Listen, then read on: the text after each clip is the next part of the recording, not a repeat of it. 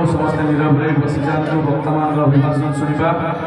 आम माटीर कथा आम माटीर गाथा भक्तचरण साहित्य कृति और कीर्ति को शुणापी समस्ते नीरव बसी जातु पिला अनुरोध कहीं बारंबार उठतु नहीं समस्ते नीरव बसी जातु अनुरोध रखू डाक्टर कमलेश महाराणा महोदय आम गण उपस्थित अच्छा समग्र ओडिशा जड़े विद्वान प्रवक्ता और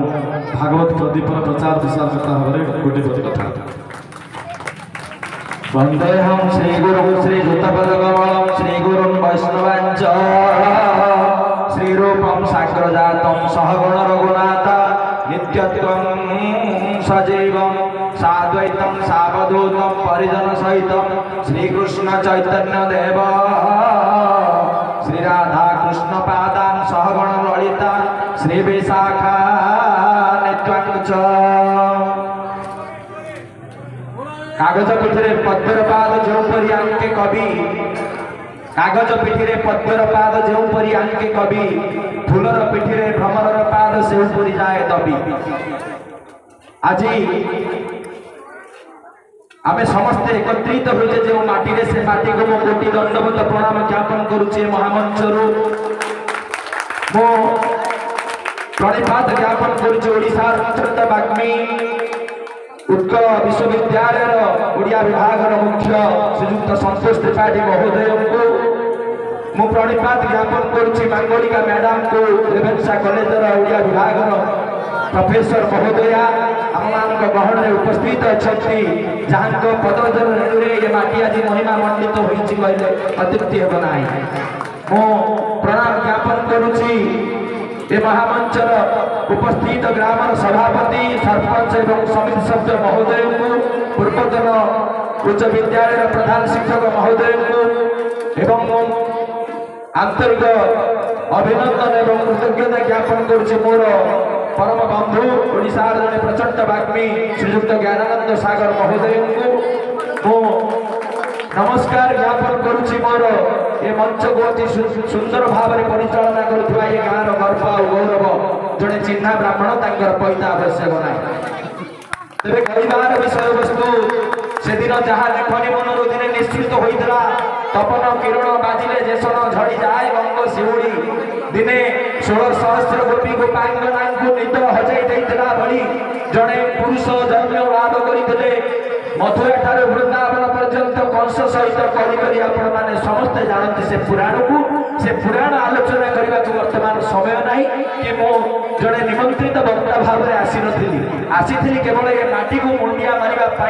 मोर जड़े परम पूज्य गुरु ये गाँव माटीर गर्व और गौरव श्रीयुक्त मन्मथ नायक महोदय जहाँकर मो डायरेक्ट छात्र से आम जंगिया भगवत विद्यापीठर हिंदी शिक्षक अनेक थर अनेक बार ये गाँ विषय में आपण जिते भिडियो क्लिप आज जाए करते कार्यक्रम कर ये माटे मो पाद पकई नथिले परोक्ष सब देखुली आहा कृतार्थ है माटी पाद दे आपण मान दर्शन करी से दिन कहते जितेबले जो माटा स्तन्यपान कराउथला वृंदावन रे तार शिशु को कृष्णकर वंशी ध्वनि शुणी तार शिशुटा को तले पकई चली जाउथला कोटिकी ना से वंशी जेउठो शब्द शुभुथला दलितांजन प्रकार प्रतिगुण चिरतर गोकुल गुलाब तार आयुध वेणु चिरमणि केकी गुच्छ हृदमणि गंगा गुच्छ तनुभूषण का देव चरण वेणु ब्रजजवा धरि लंपट संध्यावस्था हत्या भार उहासकट कृष्ण प्रेम अनेक कवि मध्यजुगर नीतिजुगर कवि गोकुलानंद पट्टनायक ठार आरंभ करी कांकनी विलास पर्यंत रणपुर नयागढ़ माटीर उत्कल घंट जदुमणि महापात्र ठार आरंभ करी नटवन धरक पर्यंत समस्ते आज्ञा पदलालित्य रचना छाड़ी जाइछन्ति आम पई सत्य किंतु जड़े माटीर पुओ आपण गाँ माटीर पुओ भक्तचरण दासंकर जो लालित्य